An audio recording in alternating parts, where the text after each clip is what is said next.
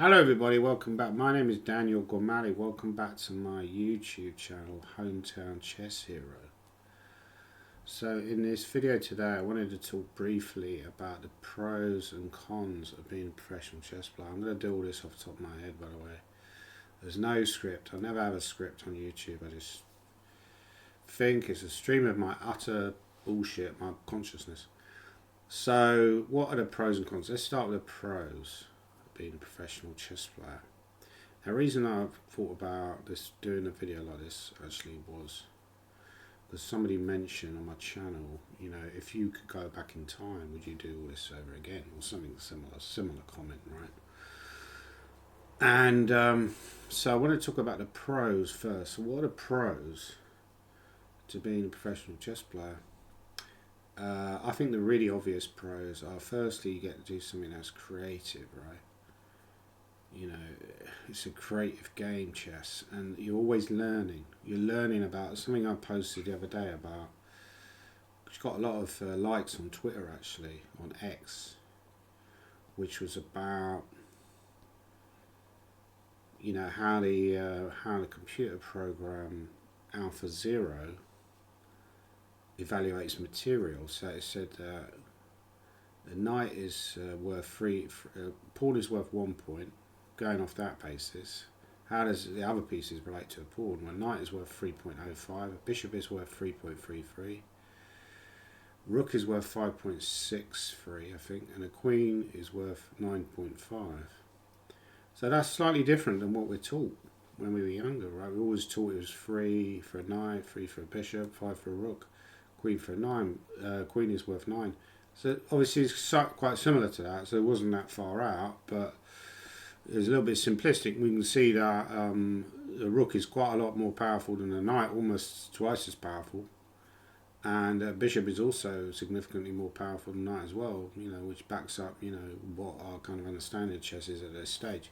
But so, you know, you pick up stuff like that, and chess is a creative game. You get a chance sometimes to play great games. You know, I've won best game prizes in tournaments, and I remember a particular game that I played in tournament in Paynton, won the best game prize. I was very proud of that game, you know, I was very proud of that game. Played Intermezzo, nice game.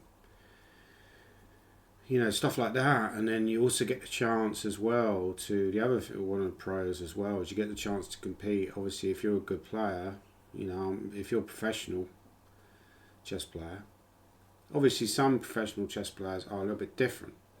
They're more like professional coaches.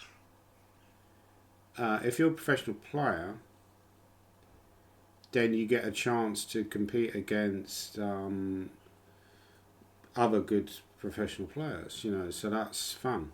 Yeah, obviously, if you're like playing at a very low level in chess, you don't get that opportunity. So I'm quite lucky in that respect. You know, I played against people, you know, at a high level in English chess. I played against some of the best players in the world. You know, I played against people like Nakamura, you know, Tiviakov. I played against some very good players. Alexei Dreyev won the World Junior Championships once. You know, I've played against those kind of people. So yeah, that's in itself is a blessing. You know, that's something that I'm quite proud of, that I've managed to achieve. I've also played for England. You know, so that's something that even a lot of professional chess players who play at a high level haven't managed to achieve. That they played for their country. You know, I've pretty much done that. You know, I haven't won a national championship. There's certain things missing in my resume. Obviously, I've never won a national championships in terms of classical chess. I won a national championships at Rapid Play, at Blitz. So those are some of the pros. Let's carry on. There's more pros. There's more pros, right? Pros. Talking about what is it like? You know, what's the pros of being a pro? Some of the other pros is you obviously get freedom to do whatever you want.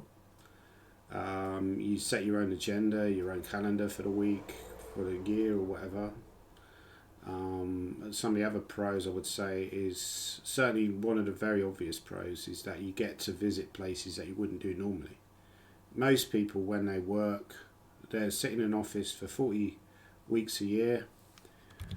potentially for all of their working life or wherever they work, maybe in a shop or something like that. And the only time they get to go away is on holiday. Now, as a chess player, you can travel around all the time if you want. And we talk about Tiviakov. He's played a tournament on more or less every continent other than maybe Antarctica. You know, he's played all over the world. People like Nigel Short have also done that as well. So there's that opportunity to travel, which you see places you wouldn't do normally. You also meet a lot of interesting people, not just in chess, but maybe worldwide as well. But you meet a lot of intelligent people as well. I do think chess players are in general, or we're geared more. It's more that we're geared towards something that is intelligent. You're playing a mind game, therefore it's understandable that people, someone like John Nunn, for example, is obviously intelligent. John Spielman is obviously an intelligent person. You can just tell by talking to them that they're intelligent. It's not very difficult, So you meet some pretty intelligent people along the way. And interesting people that you wouldn't necessarily meet in other jobs. So that's another thing. Like I say, you get your own freedom to do whatever you want. If you say, I don't want to play that tournament, you have that choice. Obviously, that freedom's limited to a certain extent. You do have to do stuff that you don't necessarily want to do. A lot of people don't enjoy doing coaching. Some part of me enjoys doing coaching.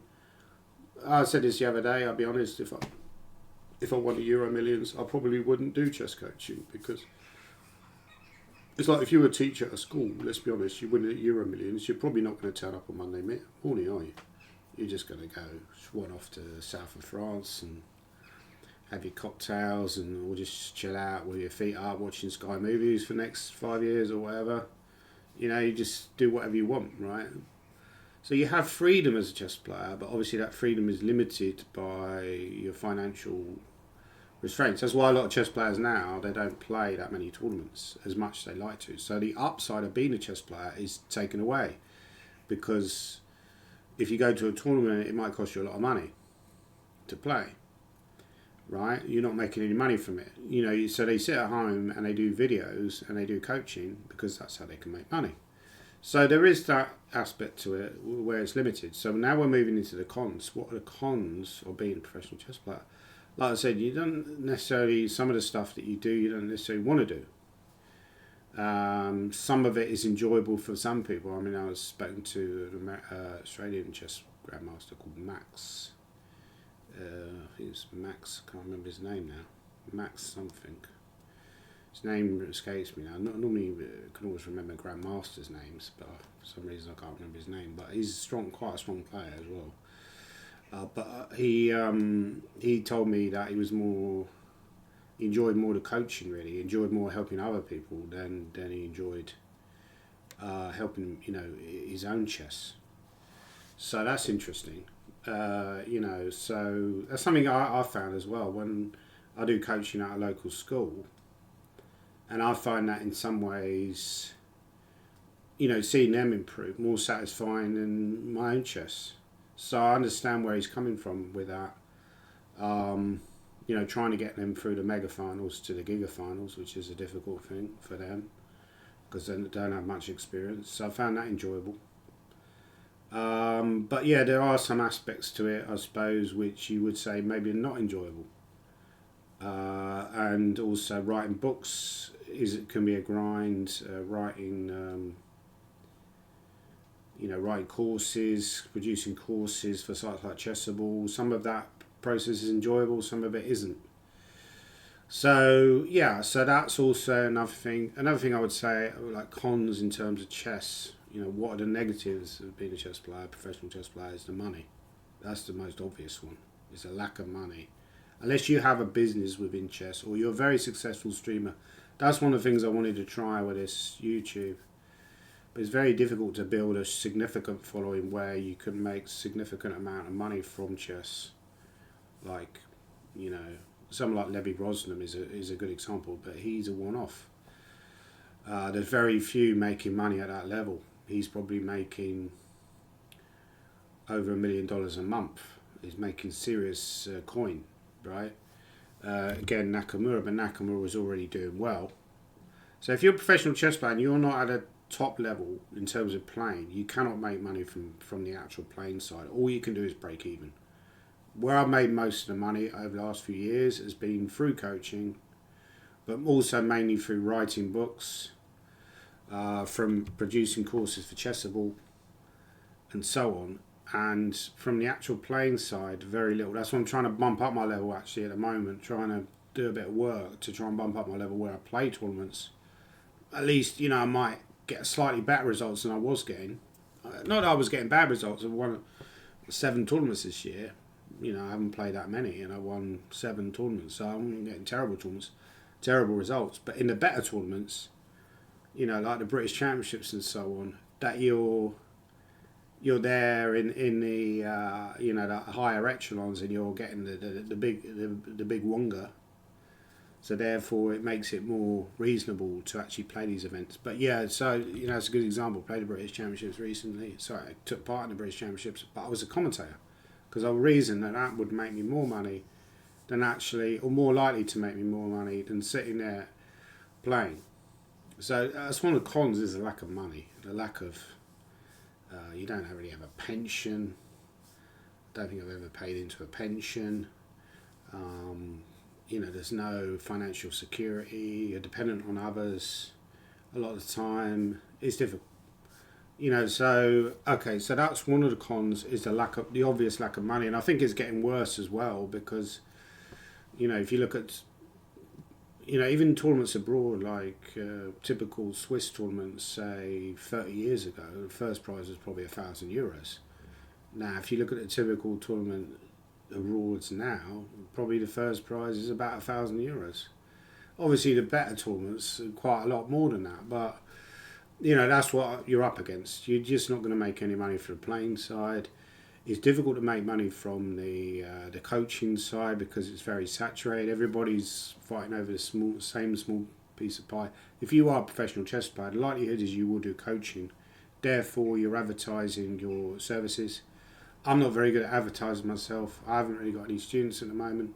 1 or 2, that's it.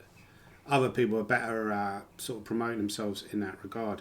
So that's something that would be a negative. Another negative, I would say, is also, even though you have that freedom, you don't have anyone over your shoulder, which can be helpful sometimes, telling you do this, do that. And therefore you would feel more motivated to do it.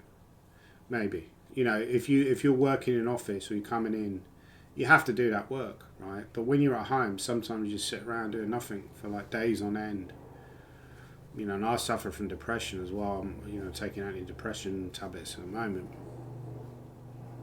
which I hadn't done for years and years, but because I was so flat at times, physically flat, I started going on the antidepressant tablets, but they have helped to some degree. But yeah, it's like that's what stopped me a lot of time from working, because you just don't have the motivation to do anything.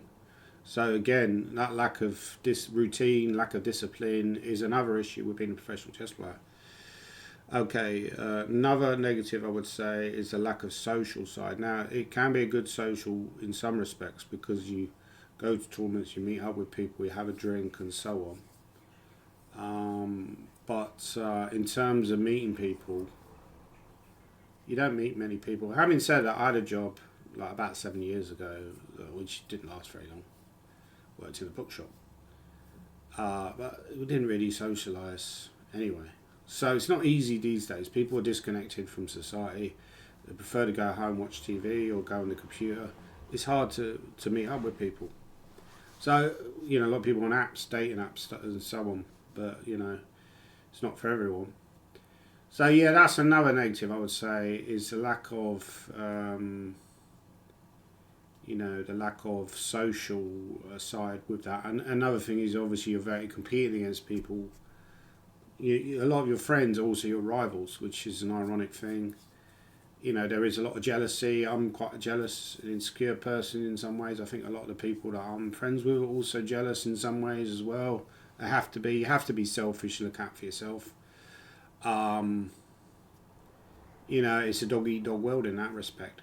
So those are some of the negatives. As for the comment about whether I would, obviously in general, it's an enjoyable life. Don't get me wrong. It's a creative thing. Not many people get that opportunity to be creative and to travel around, and that's enjoyable in itself. Yeah, so I think overall you could argue the negative. It's difficult to say whether the negatives outweigh the positives. Another thing I would say, like I say, although I enjoy competing, it's also stressful, and that's something that I've noticed recently, that I've become very stressed out when I'm at tournaments. I noticed my hair loss has accelerated because I played a lot this year compared to what I do normally. And I think it's stressful. So I always look forward to playing tournaments, but as soon as I'm at tournaments, I'm not there, and I just like every day I'm thinking I can't wait for this to end. I want to go home. I just watch TV or go to the cinema or something. It's stressful playing chess. Particularly I played like Spanish tournaments. The games don't start till like 4:30 sometimes. And you're like sitting around. And you, in theory, you'd say that's great. You go out on the beach and just suntan or whatever. But in reality, I'm just stressed. I'm just sitting there worrying about the game that I'm going to play that evening. Am I going to lose that game? I'm stressed. I'm worried about that game. So that's the sad reality of it. But these are the negatives. I'm focusing too much on the negative. I'm a negative person. I'm a very negative person. But no, I think I just wanted to be realistic. But what's the pros and what's the cons? I hope that's given people a good understanding of what the pros and the cons are of being a professional chess player. Like I say, I met a lot of interesting people through chess, and people often come up to me and say, "Oh, I like your YouTube channel," so, which is nice as well. I'm quite a shy person. I don't like to think that I'm like a star or anything like that. That always makes me feel a bit awkward. Like I went to a Simmel recently, Gerald Cross, and Tim introduced me. This guy called Tim Wheeler introduced me to the star. Like I'm a big star, and I felt awkward. And similarly, I did the mega finals earlier this year, and Tim Wall, another Tim. There's all these Tims, right, coming out of the woodwork. Tim Wall. Also Tim W, introduced me at the end. He said, "Oh, we got this grandmaster here," which is nice, but at the same time I felt a bit awkward. I don't like that kind of, that you're like a star or anything like that. I just want to play chess and forget about all that kind of stuff. Anyway, as far as would I do something else, if I had a chance to again, if I could go back in time to when I was about 16, 17, 18, would I go down a chess route, or would I do something else in my life? Like 100,000%, I would do something else in my life. Absolutely. In fact, I nearly joined the army around about that period when I was in my late teens, sort of like mid-teens, late teens. But I just left school. Left school when I was 15, actually. I didn't take my GCSEs, which was part of the problem. It's looking a bit chunky, actually, don't I? Yeah, and that was part of the problem about gaining more. I should have gained more strings to my bow in terms of more options along the way. It's one thing to do the chess. What I would recommend, if you're going to do the chess, have other backups. Or take the time to get other skills where you've got other options if the chess doesn't work out, which it kind of has for me. It hasn't really worked out, and I've been financially dependent on others. The money situation is not good at all at the moment for me, so yeah, so that's my fault. I would have got another career. I would have got like a career as a doctor, or career as a lawyer, or career as as possibly as a teacher. I was chatting to my niece actually yesterday, and she mentioned she's at university, and she mentioned that a lot of the other students, a lot of the students struggle to get jobs. So if that's the case for younger people, what's it going to be like for someone like me? I'm 49. It's very difficult to break into the job market and get a job that you find interesting. Would I be comfortable working in a shop? I worked in a shop before. I didn't feel comfortable. I just felt like you're a star in this other world. You play the chess. I mentioned I don't really like. You sort of feel like a star anyway, in a way, because you're playing at a high level. But when you're having to shelf books and stuff like that, you feel like a bit of a muppet, to be honest with you. So it's difficult. So you have to find some kind of job. That's why a lot of chess players end up working in stuff like finance and stuff like that. that is still working at a high level. You know, working in the banking industry and stuff like that. Anyway, those are my thoughts. It's all off the top of my head, as everything is. Normally, I don't really read from the script. 30 minutes of waffle and bath, you know, stream of consciousness. Leave your comments down below. What do you think of my video? Do you agree with me on some of the pros and cons? Are you in a similar spot yourself? I know there was a similar video done by an Austrian GM, Felix Blumberger, recently. That was an interesting video, and he talked about actually how difficult it is to make money from playing side. Even though this guy's 25.50, he's significantly stronger than me. I mean, I think my next rating on the October the 1st is going to be about 23.96, 23.95.